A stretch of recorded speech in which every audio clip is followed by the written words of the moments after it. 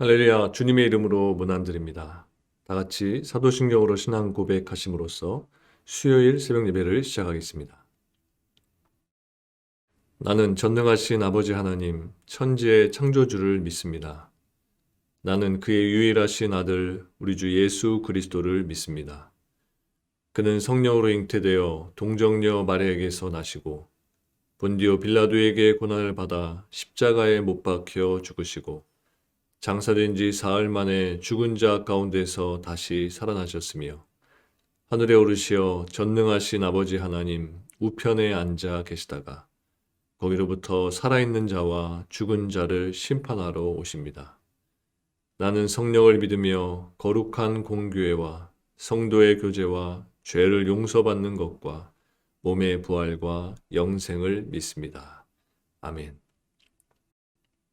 하나님 감사합니다. 이 아침 우리들의 몸과 마음을 하나님께 드려 예배로 나아가게 하시고 하나님 앞에 엎드려 경배하며 하나님을 구하며 찾을 수 있도록 인도하신 하나님 감사합니다.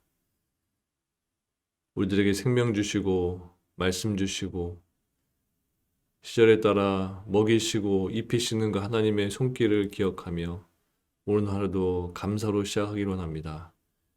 우리들에게 있는 환경과 상황 그 어떤 모습 가운데 있을지라도 하나님께 감사할 수 있는 우리들 되게 해주시고 무엇보다 이 사순절 기간을 지난 우리들에게 예수 그리스도 독생자 예수님을 우리에게 주신 그 은혜를 생각하며 하나님께 감사로 나아가는 이 기간 되도록 인도해 주시옵소서. 오늘도 성도들이 각 가정에서 예배의 단을 쌓으며 하나님께 나아갑니다. 우리들의 삶을 받아주시고 또 우리들 각자가 가지고 있는 세상 속의 어려운 문제들에 관련된 기도의 제목들도 받아주셔서 오늘 하루 그 기도함 가운데 하나님의 응답이 들려지는 또 누려지는 은총도 맛보도록 함께 해주시옵소서.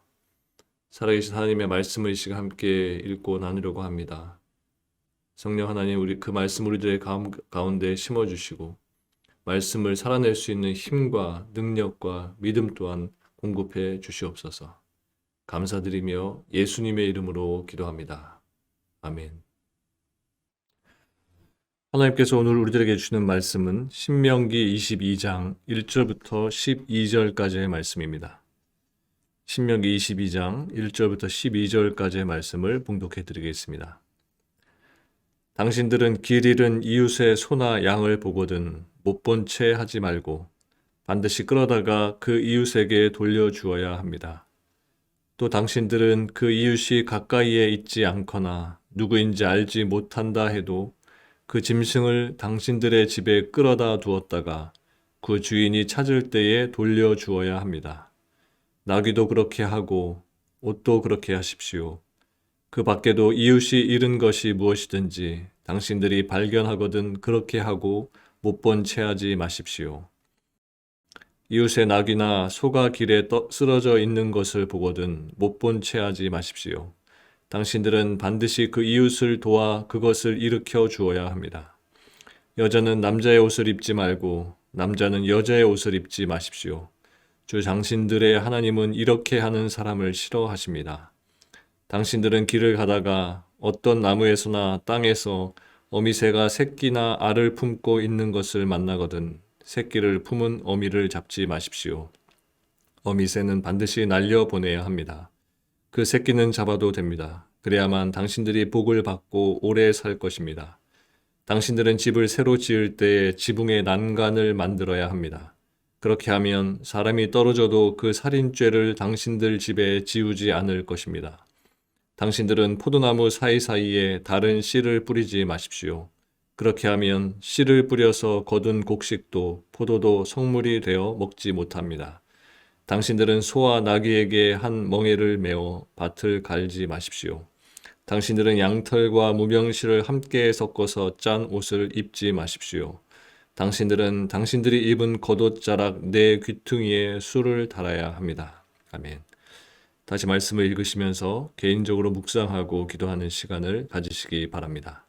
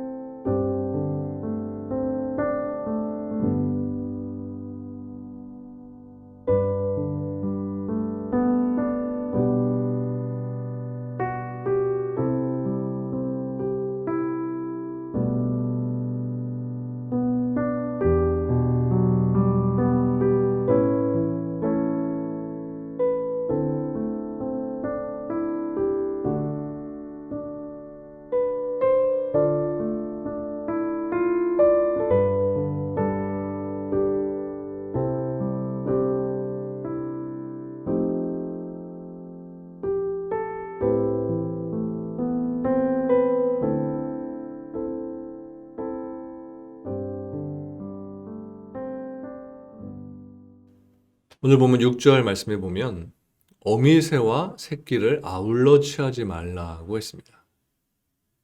이 말은 비록 하찮은 미물에 불과한 짐승일지라도 부모와 자식 간의 사랑의 관계는 반드시 존중되어야 한다는 의미입니다. 그래서 하나님께서는 단지 새들뿐만이 아니라 암소나 암양의 경우에도 어미와 새끼를 같은 날에 잡지 못하게 하셨고 또한 새끼 염소를 어미의 젖에 삶지 못하게 하셨던 것입니다. 이처럼 하나님께서는 부모와 자식 간의 관계를 하찮은 짐승들에게조차도 존중해 주시는 것입니다.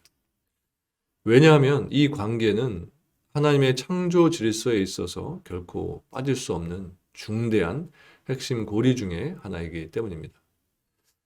즉, 이 관계가 파괴되어진다면 창조 질서 전체가 무너지게 되고 그에 따라서 이 세상에는 그 누구도 생존할 수 없게 되는 것입니다. 생각해 보시기 바랍니다. 만약에 부모가 자녀를 사랑하지 않고 그래서 부모가 자녀들을 돌보지 않는다면 이 세상이 어떻게 되겠습니까? 과연 이 땅에서 살아남을 사람이 누가 있겠습니까? 아무도 없을 겁니다. 그래서 하나님께서는 단지 선인뿐만 아니라 악인들조차도 본능적으로 그 자녀만큼은 사랑하도록 만드셨고 또한 자녀가 부모를 공경하는 것을 인간이 인간에게 행해야 할 덕목 중에서 가장 중요한 덕목으로 규정하신 것입니다. 7절 말씀 보면 하나님께서는 이스라엘 백성들에게 어미새와 새끼를 아울러 취하지 말고 어미는 반드시 놓아주라고 명령하신 이후에 그렇게 하면 그들이 이 땅에서 복을 누리게 될 것이고 장수하게 될 것이다 라고 말씀하셨습니다. 즉 비록 하찮은 미물에 불과한 새에게라도 자비를 베푼다면 하나님께서 복을 주시고 장수하게 하시겠다는 말씀입니다. 이처럼 하나님께서는 자비를 베푸는 자에게 복을 내리시는 분이십니다. 이것은 성경 전반에 걸쳐서 반복적으로 언급되는 것입니다. 시편 기자는 시편 37편 25절과 26절에서 타인에게 은혜를 베풀며 꾸어주는 자는 어려서부터 늙기까지 버림을 당치 않을 뿐만 아니라 그 자손이 복을 받을 것이라고 했습니다. 또 잠언 19장 17절에 보면 가난한 자를 불쌍히 여기는 것은 하나님께 꾸이는 것으로 하나님께서 그 선행을 갚아주실 것이다 라고 하셨습니다. 그리고 또 주님께서는 마태복음 5장 7절에 보면 긍휼히 여기는 자는 하나님께 긍휼히 여김을 받게 될 것이다 라고 말씀하십니다. 자비와 긍휼을 베풀 줄 아는 자가 하나님께 긍휼히 여김을 받고 또 복을 받는다는 것입니다. 그리고 자비와 긍휼을 베풀 줄 모르는 자는 결코 하나님께 긍휼히 여김을 받을 수 없을 뿐만 아니라 그 어떠한 복도 기대할 수 없는 것입니다. 이것이 성경이 가르치는 진리입니다. 그런데 문제는 오늘날 우리들이 살아가는 이 세상에서는 이와 같은 성경의 진리가 잘 통하지 않는 것처럼 보인다는 데 있습니다. 즉, 약자의 편에 서서 자비와 긍휼을 베풀며 살아가는 자들은 항상 손해를 보고 오히려 자신의 이익을 챙기면서 도움을 요청하는 손길을 잔인하게 뿌리치는 사람들이 복을 받고 더 잘 되는 것처럼 보이는 것입니다. 그래서 하나님의 말씀을 따라 자비와 긍휼을 베풀며 살아가려고 하는 많은 성도들이 낙심하게 되고 자비와 긍휼을 베푸는 것을 주저하게 되는 것입니다. 그러나 여러분, 결코 낙심하거나 좌절하지 마시기 바랍니다. 비록 순간적으로는 일시적으로는 자신밖에 모르는 사람들이 권세를 누리는 것처럼 보이지만 결코 그들의 권세는 오랫동안 지속되지 못하고 반드시 언젠가 사라지게 될 것입니다. 그리고 오직 하나님을 경외하는 가운데 자비와 긍휼을 베풀며 살아가는 자들만이 이 땅에서 하나님의 복을 받게 되는 것입니다. 보면 우리는 하나님을 경외하는 가운데 항상 자비와 긍휼을 베풀며 살아감으로써 이 땅에서 하나님께서 약속하신 복을 누리는 것입니다. 8절 말씀을 보면 하나님께서는 이스라엘 백성들에게 새 집을 건축할 때에는 반드시 지붕에 난간을 만들어서 사람들이 떨어지지 않도록 하라고 하셨습니다. 즉 지붕을 만드는 일처럼 아주 사소한 일에도 세심한 주의를 기울여서 자칫 자신의 사소한 부주의나 실수로 인해서 다른 사람이 사고를 당하는 일이 없도록 하라는 것입니다. 하나님께서는 이처럼 하나님의 백성들에게 아주 사소한 일까지 주의를 기울여서 다른 사람들에게 피해를 입히지 않도록 하신 것입니다. 왜냐하면 그 사소로운 실수로 인해서 피해를 입게 되는 대상 역시도 하나님께서 아끼시고 사랑하시는 하나님의 백성이기 때문입니다. 하나님의 백성인 우리 성도들은 항상 나로 인해 하나님께서 아끼시고 사랑하시는 또 다른 하나님의 백성들이 피해를 입지 않도록 주의를 기울여야 하는 것입니다. 바로 이것이 하나님을 경외하는 일이고 또한 형제 사랑의 실천의 모습인 것입니다. 그런데 만약 우리가 다른 사람들을 배려하지 않고 무절제하게 행동해서 다른 사람들에게 피해를 준다면 이것은 단지 피해를 입은 당사자인 그 형제를 사랑하지 않는 것일 뿐만 아니라 또한 그 형제를 사랑하시고 독생자까지도 아낌없이 내어주실 정도로 사랑하신 하나님, 그 하나님을 생각하지 못한 행동인 것입니다. 따라서 하나님께서는 이처럼 무절제하게 행동하면서 다른 형제들에게 피해를 입히는 자들을 용서하지 않으시고 반드시 그 책임을 물으시는 것입니다. 이와 관련해서 주님께서는 마태복음 18장 6절 말씀에 보면 이렇게 말씀하십니다. 누구든지 나를 믿는 이 소자 중 하나를 실족해 하면 차라리 연자 맷돌을 그 목에 달리우고 깊은 바다에 빠뜨리우는 것이 나으니라. 그러므로 여러분, 우리가 진정 하나님을 경외하고 형제를 사랑할 줄 아는 사람들이라면 우리는 결코 형제를 실족하게 만들 수 있는 그 어떤 행동도 해서는 안 되는 것입니다. 심지어 하나님 앞에서 죄가 되지 않는 정당한 행동까지도 그것이 연약한 형제를 실족시키는 일이라면 피할 줄 아는 지혜로운 자들이 되어야 하는 것입니다. 이처럼 우리가 항상 하나님을 의식하고 형제를 배려하는 삶을 살아갈 때 하나님께서는 비로소 우리를 하나님을 경외하며 이웃을 사랑하는 진정한 당신의 백성으로서 인정해 주실 것입니다. 이어서 보면 12절 말씀을 보면 하나님께서는 이스라엘 백성들에게 입는 겉옷 네 귀에 숯을 만들라고 명령하셨습니다. 이것은 이미 민수기 15장 37절에서 41절까지 말씀에서 주어진 명령이었는데 이스라엘 백성들이 늘 하나님의 계명을 기억하고 지키게 하기 위한 것이었습니다. 따라서 이스라엘 백성들은 이 표식을 볼 때마다 자신들이 하나님의 백성임을 기억하고 이방인과 다른 성별된 삶을 살아야만 했습니다. 즉, 이 표식은 단지 이스라엘 백성들이 시각적으로 이방인들과 구분될 수 있도록 하기 위한 것일 뿐만 아니라 실제적인 삶에 있어서도 그들이 이방인들과 구별될 수 있도록 하기 위한 것이었습니다. 이처럼 하나님께서는 하나님의 백성들이 이방인들과 구별된 삶을 살기를 원하십니다. 왜냐하면 백성들의 삶 자체가 하나님이 어떠하신 분이심을 나타내는 증거가 되기 때문입니다. 즉 하나님의 백성이 어떠한 삶을 살아가느냐에 따라서 하나님께서 하나님을 알지 못한 자들에게 영광을 받으시기도 하고 또 조롱을 받으시기도 하는 것입니다. 그래서 하나님께서는 이스라엘 백성들이 하나님의 계명에 따라 살아갈 때에는 은혜와 복을 베풀어 주시지만 반대로 계명을 거슬려서 불의한 삶을 살아갈 때에는 하나님의 이름을 욕되게 했다는 이유로 그들에게 무서운 징계를 내리셨던 것입니다. 그리고 또한 예수님께서 마태복음 5장 16절에 보면 제자들에게 이렇게 말씀하셨습니다. 이같이 너희 빛을 사람 앞에 비추게 하여 저희로 너희 착한 행실을 보고 하늘에 계신 너희 아버지께 영광을 돌리게 하라. 하나님의 백성들의 삶은 꼭 하나님께서 어떠한 분이심을 나타내는 증거가 되는 것입니다. 따라서 하나님의 백성들은 항상 이 세상과 구별되는 거룩한 삶을 살아서 그 삶을 통해 세상 사람들로 하여금 하나님께 영광을 돌리도록 해야 하는 것입니다. 바로 이것이 하나님의 백성된 자들의 마땅한 도리인 것이고 동시에 또한 하나님께 은혜와 복을 받는 비결이기도 한 것입니다.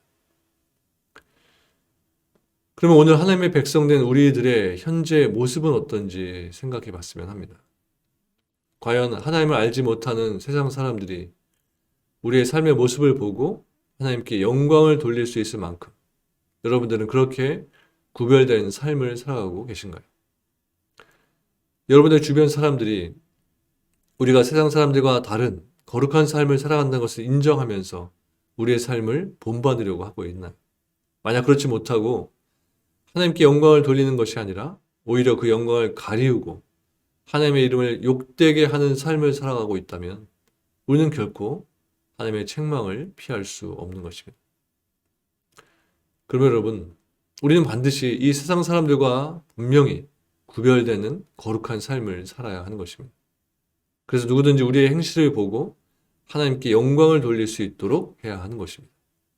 그럴 때 하나님 나라는 더욱 크게 확정될 수 있게 되는 것입니다. 시편 기자는 시편 24편 3절과 4절에 보면 마음이 청결하며 뜻을 허탄한 데 두지 않는 자만이 여호와의 산에 오를 수 있다라고 고백했습니다.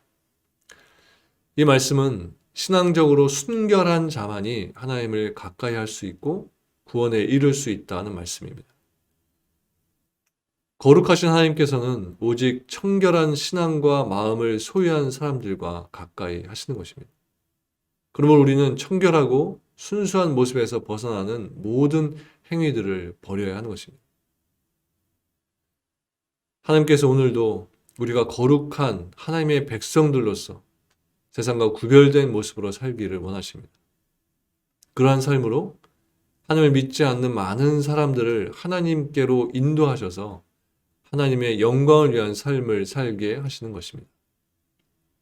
이 큰 사명을 우리에게 주셨고 이 영광스러운 일을 우리가 우리 각자의 삶으로 매일매일 행할 수 있게 하신 것입니다. 오늘도 이 사명을 가슴에 품고 하나님의 영광을 위해 달려나가시는 저와 여러분들 모두가 되시기를 주님의 이름으로 축원합니다. 기도하시겠습니다. 하나님 감사합니다. 우리를 이 세상에 보내시고 하나님의 영광을 위한 삶을 살게 해주셔서 감사합니다.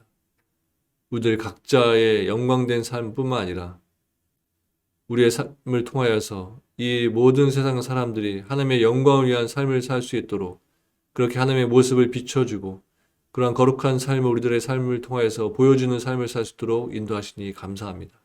오늘도 하루를 살아갈 때 우리들이 세워놓은 목적과 목표들을 위해서 달려가는 그런 나 중심의 삶을 사는 것이 아니라 하나님께서 우리들 각자에게 주신 이 사명을 기억하면서 그 사명을 위해서 살아갈 수 있는 우리들 될 수 있도록 인도하여 주옵소서.